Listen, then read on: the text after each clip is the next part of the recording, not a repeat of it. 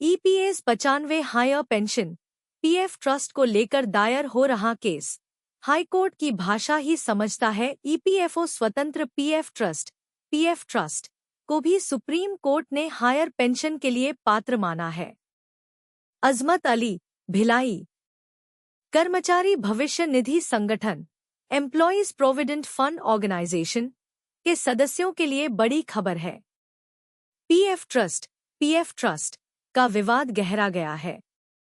EPFO की ओर से नियमों की दुहाई देकर जमा पैसा वापस करने का मामला तूल पकड़ चुका है। सुप्रीम कोर्ट के आदेश के बाद उच्च वेतन पर हायर पेंशन की प्रक्रिया शुरू की गई थी, जो अब अधर में है। इसके खिलाफ बिलासपुर हाई कोर्ट में याचिका दायर होने जा रही है। याचिका करने जा रहे पूर्व कार्मिक का कहना है कि ईपीएफओ कोर्ट की भाषा ही समझता है। अब सब्र का बांध टूट चुका है। Steel authority of India limited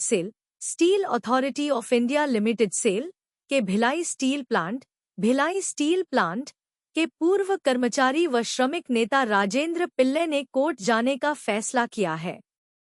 सूचनाजी.com से बातचीत करते हुए पूर्व श्रमिक नेता ने कहा कि बीएसपी से रिटायरमेंट के बाद अब उम्मीद थी कि हायर पेंशन मिलेगी, लेकिन ईपीएफओ अपनी मनमानी के चलते कार्मिकों को उनके अधिकार से वंचित कर रहा है।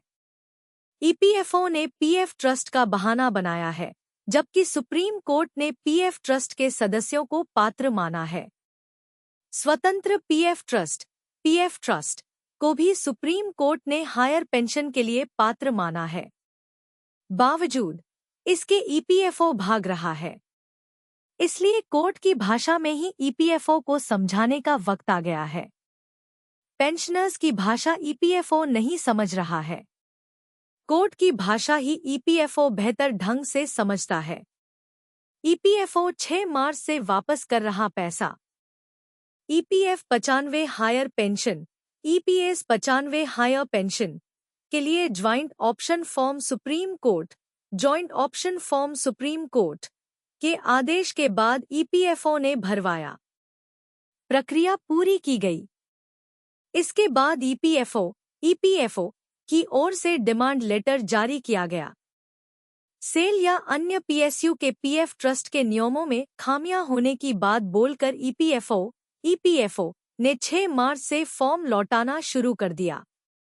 भिलाई स्टील प्लांट के अधिकारी और कर्मचारियों द्वारा जमा कराया गया पैसा भी उनके खाते में वापस कर दिया गया है। राजेंद्र पिल्ले का कहना है कि उच्च वेतन पर उच्च पेंशन की पात्रता कोर्ट ने दी है। फिर ईपीएफओ क्यों लगाम लगा सकता है? 2 माह बीतने के बाद भी दिल्ली से कोई आदेश नहीं आया है। ईपीएफओ मुख्यालय ईपीएफओ हेड ऑफिस की ओर से स्पष्टीकरण नहीं आया है। 30 से 35 लाख से ज्यादा जमा पैसा वापस आया। ईपीएफओ के खिलाफ कोर्ट जाने का दावा करने वाले राजेंद्र पिल्ले का कहना है कि गर्मी की छुट्टी खत्म होते ही वह बिलासपुर हाई कोर्ट में याचिका दायर करेंगे। बीएसपी से ही 35 लाख पैसा तक जमा कराया गया, जो वापस आ गया। अधिवक्ता से बातचीत हो चुकी है। ट्रस्ट 1965 में बना था। उन्होंने कहा कि ईपीएफओ को खुद कोई पैसा नहीं देना है। जो पैसा आ रहा है उसी में से देना है। कर्मचारी पेंशन योजना 95 कमाऊं पिता की मौत के बाद नन्हे और दिव्यांग बच्चों की छोड़िए चिंता, ऐसे मिलेगी ईपीएस 95 पेंशन, सबको मिलता रहेगा पैसा। सूचनाजी न्यूज छत्तीसगढ़। सरकारी या गैर सरकारी फर्म, गवर्नमेंट और नॉन गवर्नमेंट फर्म उपक्रम में काम करने वाले शख्स की अकस्मात मौत के बाद उनके पीछे उनकी विधवा पत्नी और नन्हे बच्चों की चिंता होने लगती है। कहीं शारीरिक या मानसिक दिव्यांग बच्चे होने पर स्थिति और चिंताजनक हो जाती है। लेकिन ऐसे कर्मी जो पेंशन स्कीम के सदस्य हों, उनके आश्रित बच्चों को पर्याप्त पेंशन मिलती है। उनकी विधवा पत्नी से लेकर बच्चों को भी पेंशन का लाभ मिलता है। आइए ऐसे ही अति महत्वपूर्ण पेंशन योजना के बारे में आज सूचनाजी.com आपको बताने जा रहे हैं। अनाथ पेंशन। अनाथ पेंशन में विधवा पेंशन का 75% 75% दिए जाने का प्रावधान किया गया है। अनाथ पेंशन के प्रावधानों पर नजर डालें तो यह एक मौजूदा समय में 2 बच्चों को ही मिलेगा। इसके दायरे में आने वाले अनाथ बच्चों को उनकी 25 वर्ष की आयु पूर्ण करने तक पेंशन का लाभ मिलता रहेगा। किसी भी समय में अधिकतम 2 बच्चों को पेंशन दिए जाने का नियम है। मतलब 2 से ज्यादा बच्चे होने की स्थिति में पहले दूसरे बच्चे को पेंशन दिया जाएगा।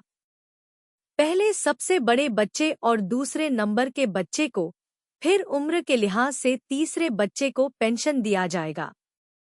25 साल का बच्चा जैसे होगा उसकी पेंशन बंद करके तीसरे, फिर चौथे और इसी क्रम में यह योजना आगे बढ़ते जाएगी और सभी को पारी पारी से पेंशन का लाभ मिलेगा।